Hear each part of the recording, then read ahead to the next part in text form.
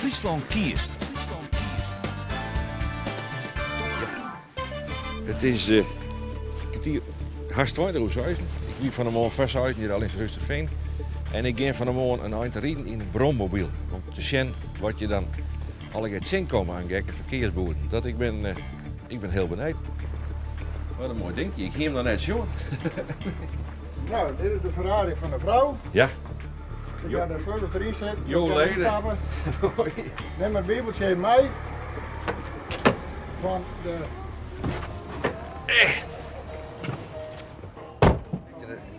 Dit is een automaatje. Linkervoet. Oh ja, linkervoet 40. Ja.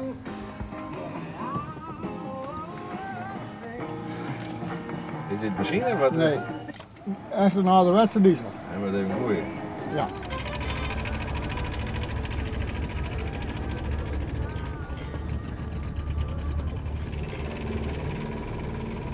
Toch wat maken we nou eens met Hans Kons van de Partij van de Arbeid. Toen dachten we, die had wel wat met landbouwverkeer, met stadig verkeer tussen het vluggere verkeer.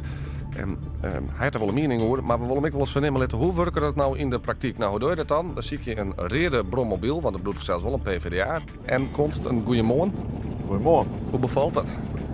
Nou, ik moet zeggen, dat is dan net zo heel simpel. Wij zijn nu in Veenwouden. En wij zijn van Rusterveen naar Burgum te rijden en van Burgum nou ben we in Veenwouden. En dat kost nogal wat zin. Dan moet je echt vertrouwen hebben om het goed te doen. Ja, wat kom je het zien dan? Nou, je komt het zien dat je soms op een vrij grote dik rijden moet. En een brommobiel wil net harder dan 44 of 50. Dus dan heb je alle verkeer achter je oren. Dat is heel verrassend wat je nou wat zien komen. En hoe je een cruising bij Kattenbra oerstekken maken, nou dat is een film op zichzelf. Daar maken we echt wel eens wat aan doen. Oké, nou, we hebben de resultaten over een uur. Dank u wel voor nou, Konst, en een goede reis nog. Prima, jo.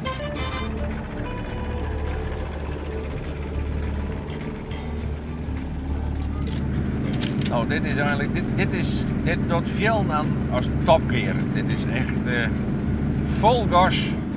En ik heb de wereld aan het publiek, want er is een slinger achter mij zich aan het vormen. Het is hartstikke wiskunde om mijn brommobiel het paard te vinden hier in Friesland. En dat moet toch oorskennen. Ik denk dat wij daar, in ieder geval als provincie, eens ernstig goed nadenken moeten van wat voor plak of wat voor dikken jouwen wij dit soort vervoermiddelen. En wat dat betreft is dit een welbesteden moorwist. Dus, en ook op naar het provinciehuis. Friesland kiest.